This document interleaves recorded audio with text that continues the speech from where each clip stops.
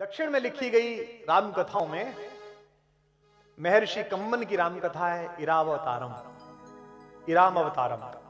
उसमें बहुत अद्भुत प्रसंग है जो वाल्मीकि रामायण तुलसी रामायण में नहीं है। जब राम ने लंका विजय के लिए रामेश्वरम में शिवलिंग की स्थापना की, आपको पता होगी 12 ज्योतिर्लिंगों में है वही रामेश्वरम जहां हमारी भारतीय वैज्ञानिक चेतना का बड़ा ऋषि एपीजे अब्दुल कलाम कब्र में आराम फरमा रहा है, वही रामेश्वरम। जब उन्होंने शिवलिंग की स्थापना की तो उन्होंने कहा कि आसपास कोई आचार्य ढूंढ के लाइए, कोई पुजारी, कोई ब्राह्मण ढूंढ के लाइए जो मेरा यज्ञ करा दे। तो जामवंत ने कहा कि महोदय, इस जंगल में समुद्र तट पर केवल पेड़ हैं, वनवासी हैं, हम में से तो किसी को पता नहीं है। तो उन्होंने कहा आचार्य ऐसा लाइए जो शैव और वैष्णव परंपराएं दोनों का सम्मिलन हो, जिसे दोनों चीजें आती हो। तो जामवंत ने कहा कि ऐसा तो एक ही आदमी है पर वो हमारा शत्रु है, पुलस्त मुनि का नाती है, वैष्णव है और शिव का भक्त है, दोनों परंपराओं का पोषक है और कर्मकांडी है, सब जानता है। तो राम ने कहा कि एक बार जाके देखिए, बात करके देखिए।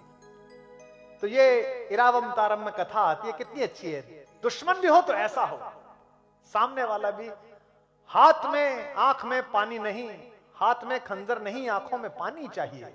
राहत भाई का शेर है, हाथ में खंजर नहीं, आंखों में पानी चाहिए, ऐ खुदा दुश्मन भी हमको खानदानी चाहिए।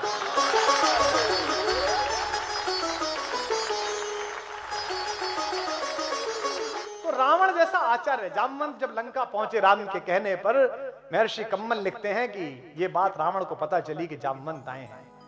जामवंत उनके पितामह के दोस्त रह चुके हैं, तो उनको लगा कि मेरे बाबा के दोस्त हैं तो आदर करना चाहिए। उसने राक्षसों से कहा कि मेरे महल तक का रास्ता बताने के लिए उन्हें कष्ट ना हो, हर जगह राक्षस हाथ जोड़कर खड़े हो जाए और जिधर की तरफ इशारा कर दें उधर जामवंत चलें।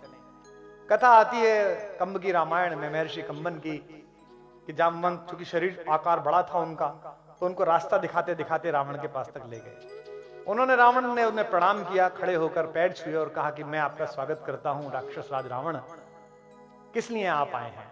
तो उन्होंने कहा मैं चाहता हूं कि मेरे यजमान की आप आचार्य बन जाएं।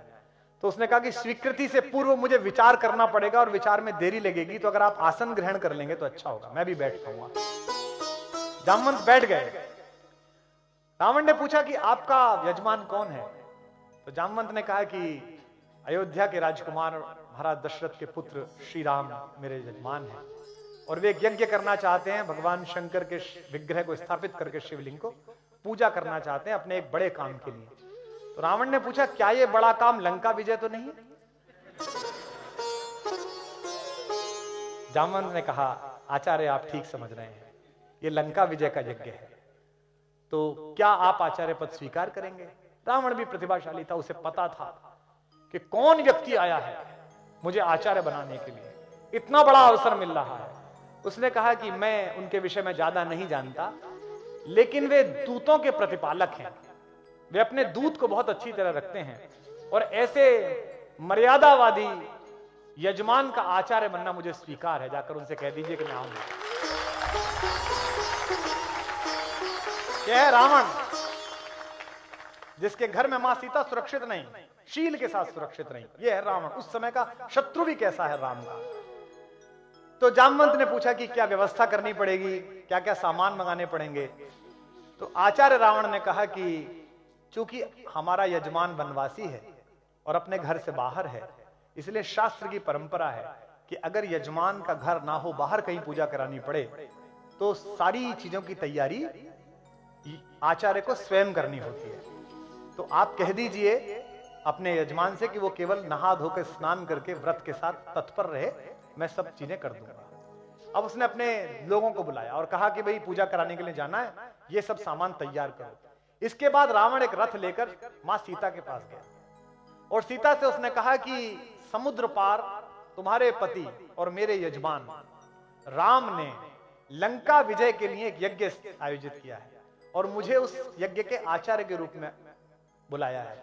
अब चूंकि जंगल में रहने वाले किसी भी यजमान की सारी व्यवस्था करना आचार्य का काम होता है, इसलिए उसकी अर्धांगिनी की व्यवस्था करना यह भी मेरे जिम्मे है।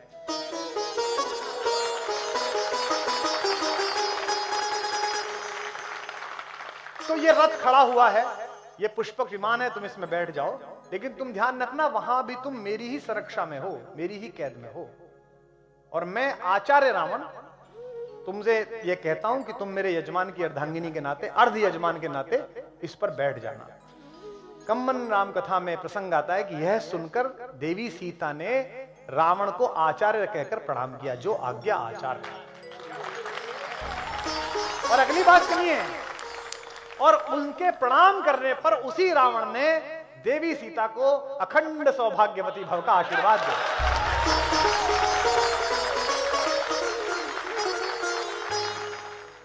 तो जब रावण पहुंचा राम के पास आचार्य बनकर, आचार्य रावण जब पहुंचे तो दोनों भाइयों ने उठकर आचार्य को प्रणाम किया और कहा कि आचार्य, मैं आपका यजमान राम आपको प्रणाम करता हूं।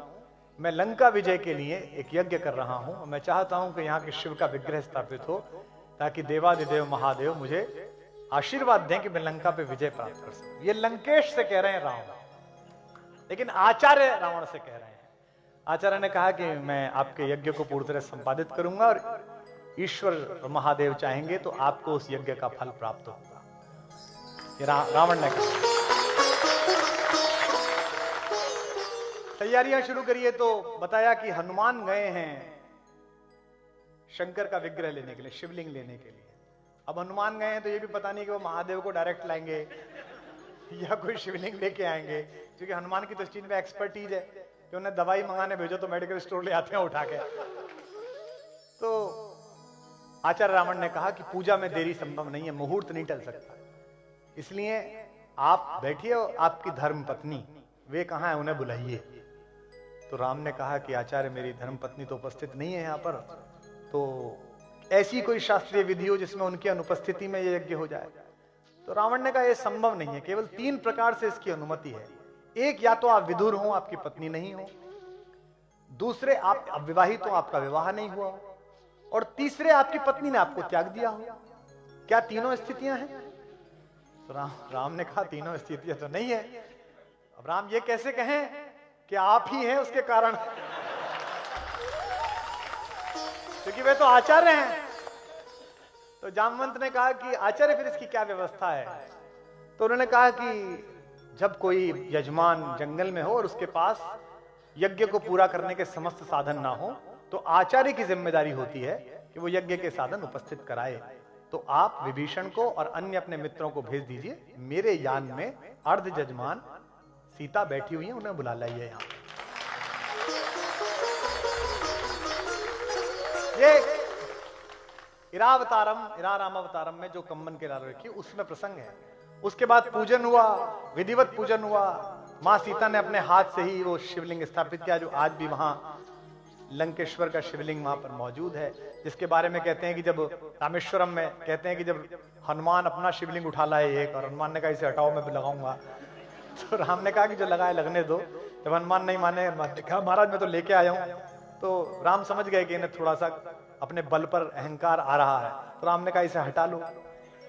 और सुनते हैं कि पूरा हनुमान ने जोर लगाया, वो शिवलिंग नहीं हटा। इसलिए राम ने फिर वरदान दिया कि तुम्हारा शिवलिंग भी यहाँ उपस्थित रहेगा। तो रामेश्वरम में उनके द्वारा स्थापित भी एक शिवलिंग है, जो हनुमानेश्वर के नाम से जाना जाता है, कि हनुमान के द्वारा स्थापित शिवलिंग। यज्ञ संपन्न हुआ और दोनों यजमानों ने, राम और सीता ने, आचार्य रावण को प्रणाम किया। तो राम ने पूछा कि आचार्य आपकी दक्षिणा? तो आचार्य ने कहा कि आप वनवासी हैं, मैं जानता हूं कि आपके पास कोई दक्षिणा नहीं है और आप मुझे दक्षिणा नहीं दे सकते, और स्वर्णमयी लंका के राजा आचार्य को आप क्या दक्षिणा देंगे, इसलिए मेरी दक्षिणा आप पर रही। राम संकोच में पड़ गए। राम ने कहा कि दक्षिणा रही तो आप बता दीजिए ताकि मैं विधिवत तैयारी रखूं, कभी मैं देने योग्य बन पाऊं आपको। तो क्या रावण ने दक्षिणा मांगी? राम ने कहा आचार्य होने के नाते मैं आपसे दक्षिणा मांगता हूं कि जब मेरा अंतिम समय आए तो यजमान मेरे सामने उपस्थित रहे, मैं आपसे दक्षिणा मांगता हूं।